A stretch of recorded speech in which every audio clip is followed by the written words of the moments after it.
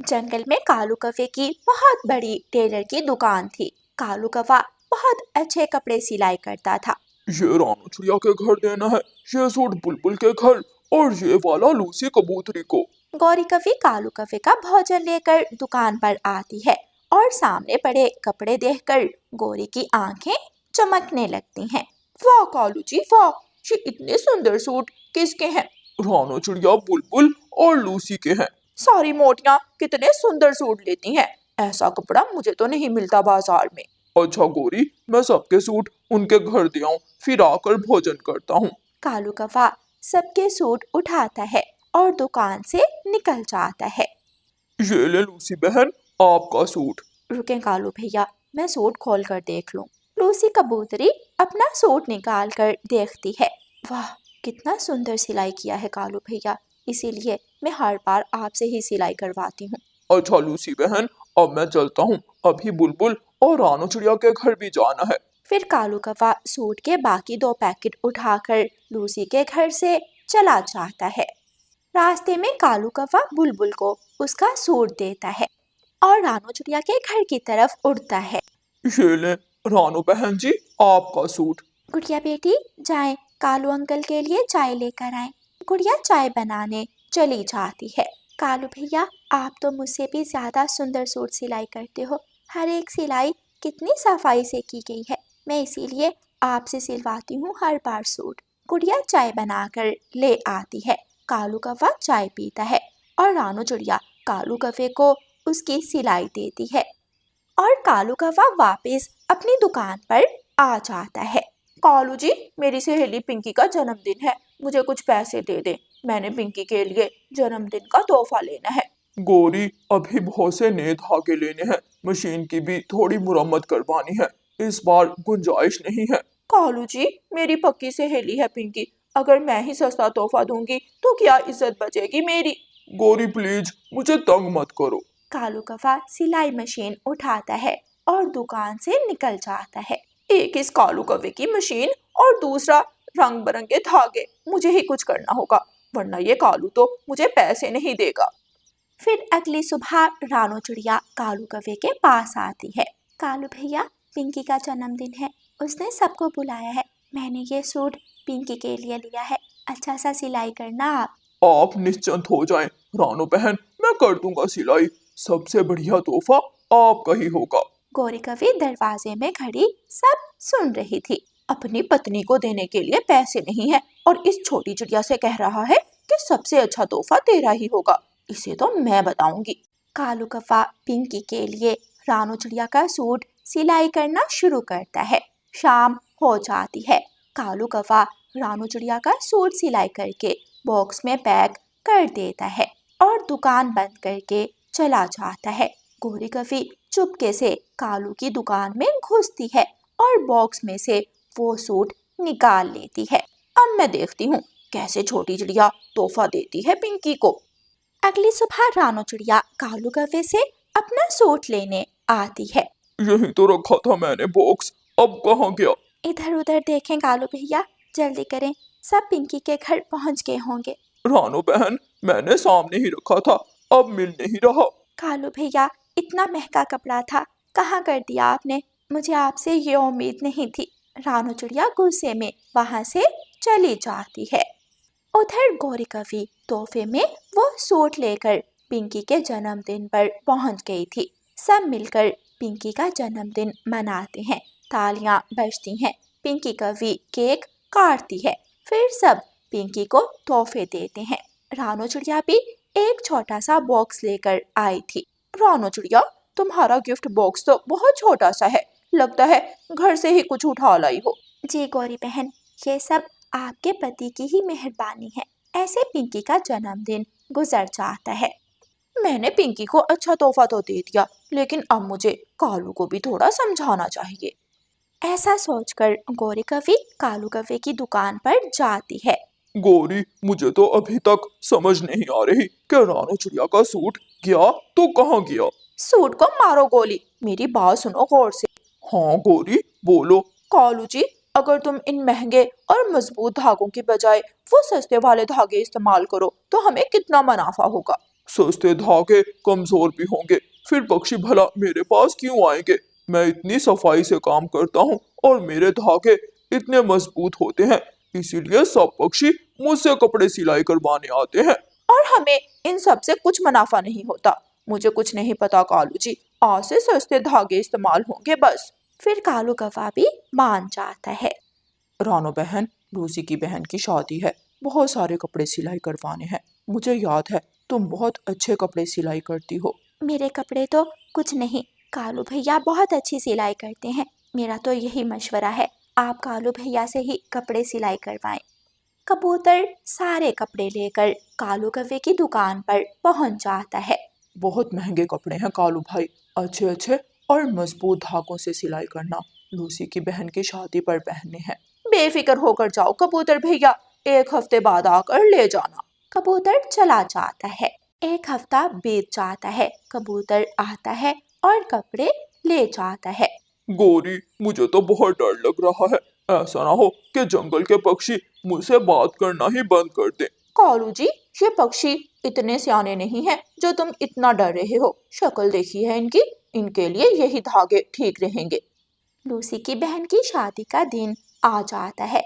Lucy जैसे ही suit पहनने लगती है तो उसका पंख दूसरी तरफ से बाहर निकल आता है और सूट फट जाता है। ये क्या हुआ? इसकी तो सिलाई निकल गई है। अभी जाकर कबूतर जी को बताती हूँ। लूसी कबूतरी अपने पति कबूतर के पास जाती है और उसे सारी बात बताती है।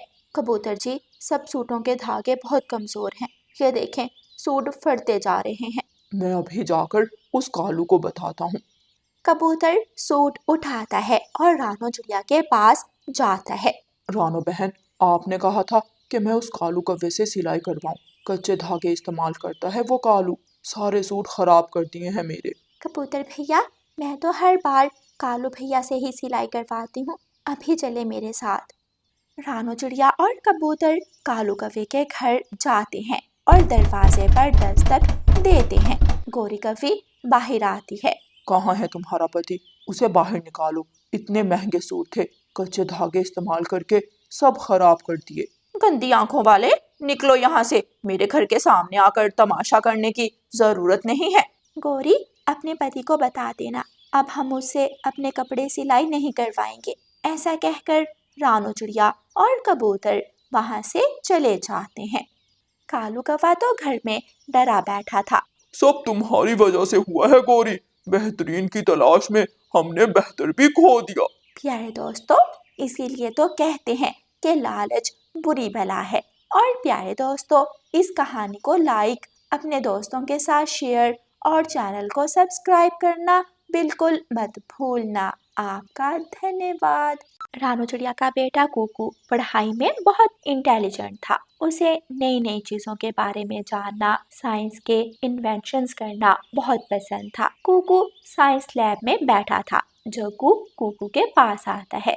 कुकू, छुट्टी का समय हो रहा है और तुम साइंस लैब में बैठे क्या कर रहे हो? जग्गू, काश मेरे पास अपनी एक साइंस लैब होती, मैं सारा दिन बैठकर नई नई इन्वेंशंस करता रहता। कुकू, तुम गरीब हो, तुम्हारी मम्मा गरीब है, तुम सिर्फ सोच ही सकते हो, कुछ कर नहीं सकते। जग्गू, तुम बिल्कुल अच्छे नहीं हो। कुकू अपना बैग उठाता है और लैब से बाहर आ जाता है। कुकू घर आकर अपनी मम्मा से कहता है, मम्मा मम्मा, आप मुझे बड़ी साइंस यूनिवर्सिटी में एडमिशन लेकर देंगी ना? हाँ मेरे बेटे, मैं खूब मेहनत करूँगी और अपने बेटे को बड़ी साइंस यूनिवर्सिटी में एडमिशन ले दूँगी। अच्छा, अब मैं जाती हूँ, खेत में बहुत सा काम है। रानो चिड़िया अपना बेलचा उठाती है और घर से खेत की तरफ निकल जाती है। रानो चिड़िया के खेत में कौवे बैठे थे और रानो चिड़िया की खेती वाली जमीन पर जोर जोर से उछल रहे थे। ये आप दोनों क्या कर रहे हैं? मेरी जमीन खराब क्यों कर रहे हैं? निकले मेरे खेत से। रानो चिड़िया के खेत में छोटे छोटे मकई के जो पौधे निकले थे, कौवों के उछलने की वजह से सब टूट गए थे। दोनों कौवे वहां से उड़ जाते हैं। रानो चिड़िया की आंखों में आंसू आ जाते हैं। मैंने इतनी मेहनत की थी, मेरे इतने अच्छे छोटे छोटे मकई के पौधे निकल आए थे, कौवों ने सब बर्बाद कर दिया। अब मुझे फिर से सब करना होगा। रानू चिड़िया बेलचा उठाती है और फिर से खेत में काम करना शुरू करती है। अगर हम इस पीले रंग के केमिकल में भाप मिला दें तो पीला रंग नीले में बदल जाएगा। कुकू अपने हाथ में पकड़ी किताब में ये पढ़ रहा था। क्या सच में ऐसा हो सकता है? वाओ! मैं सुबह साइंस लैब में जाकर ट्राई करूँगा। आसमान पर काले बादल छा जाते हैं। लगता है आज तो काम करना भाग्य में लिखा ही नहीं है। इस तेज हवा में क्या काम करूं? तभी तेज बारिश शुरू हो जाती है और रानू चिड़िया अपने घर की तरफ उड़ती है।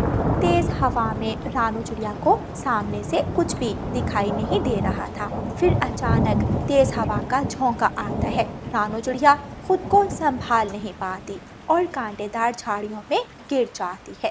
रानू चिड़िया का दाईं तरफ का पंख पूरा घायल हो गया था। दर्द की वजह से रानू चिड़िया बेहोश हो जाती है। रात हो जाती है। मम्मा अभी तक घर क्यों नहीं आई?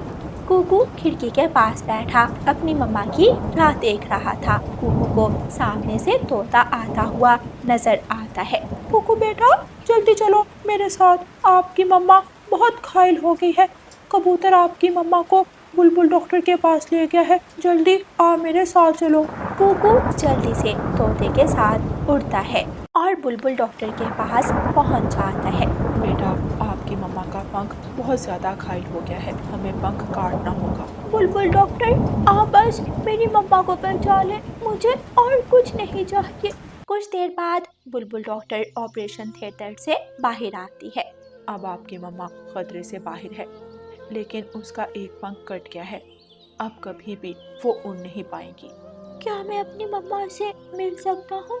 अभी तो नहीं, लेकिन कुछ देर बाद मिल सकते हो। वहाँ कौवे भी आ जाते हैं। मुझे पता चला तुम्हारी मम्मा का, कुकू बहुत अफसोस हुआ। अब बेचारी रानो कभी उड़ नहीं पाएगी, लंगड़ी जो हो गई है। नहीं नहीं गौरी, रानो का पंख कटा है, टांग नहीं। रानो लंगड़ी नहीं हुई। फिर जिस पक्षी का पंख ना हो उसे क्या कहते हैं कालू जी? मुझे अपनी मम्मा से मिलना है। कुकू कौवों की बात सुने बिना वहाँ से चला जाता है।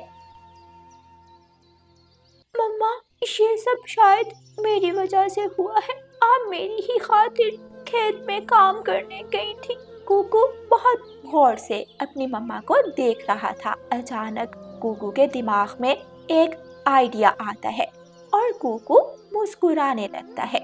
सुबह होते ही कुकू साइंस लैब में पहुंच जाता है। कुकू बहुत सारे लकड़ी के छोटे टुकड़े और कुछ राइपर्स वगैरह जमा करता है और अपना काम शुरू करता है। ऐसे ही कुछ दिन गुजर जाते हैं। रानू चिड़िया अब घर आ गई थी। मुझे माफ करना कुकू बेटा, मैं अब तुम्हें बड़ी यूनिवर्सिटी में एडमिशन नहीं लेकर दे सकूंगी। मैं तो खुद बोझ बन गई हूँ तुम पर, मेरा तो पंख ही कट गया। आप कोई बोझ नहीं है मुझ पर, बहुत जल्द आप उड़ सकेंगे। मैं अपनी मम्मा के लिए कुछ बना रहा हूँ। कुकू अपनी मम्मा के गले लग जाता है। कुकू फिर से स्कूल की साइंस लैब में बैठ जाता है और अपना काम शुरू करता है। हो गया, मैंने कर दिया, मैंने कर दिखाया। कुकू के सामने एक बहुत चमकता 3 परों वाला छोटा सा पंखा पड़ा था। कुकू जल्दी से वो पंखा उठाता है और अपने घर की तरफ उड़ता है। मम्मा मम्मा, क्या हुआ कुकू बेटा? आज तो बहुत खुश लग रहे हो आप। मम्मा चले, मेरे साथ चले। कुकू अपनी मम्मा का पंख पकड़ता है और अपनी मम्मा को आहिस्ता आहिस्ता बाहर लेकर जाता है। कुकू वो पंखा अपनी मम्मा के सर पर लगा देता है। मम्मा अब मैं पंखे का बटन चलाऊंगा और ये पंखा चलने लगेगा। आप बस एक बैलेंस रखना और देखना आप उड़ने लगेंगी। कुकू बटन ऑन करता है और सच में मम्मा चिड़िया खुली फजा में उड़ने लगती है। थोड़ी दूर बैठे कौवे भी ये सब देख रहे थे। कालू, कालू जी वो देखो, वो तो रानू चिड़िया है ना? लेकिन कालू, इसका तो एक पंख टूट गया था, फिर ये उड़ कैसे रही है? मम्मा, कुकू बहुत दिनों से साइंस लैब में काम कर रहा था और कह रहा था कि वो अपनी मम्मा के लिए एक पंखा बना रहा है, जिस पंखे की मदद से उसकी मम्मा उड़ पाएगी। लगता है ये उसी का कमाल है। चिड़िया को उड़ती देखकर कौवे जल रहे थे और कुकू अपनी मम्मा को देखकर बहुत खुश हो रहा था। प्यारे दोस्तों, इस कहानी को लाइक, अपने दोस्तों के साथ शेयर और चैनल को सब्सक्राइब करना बिल्कुल मत भूलना। आपका धन्यवाद।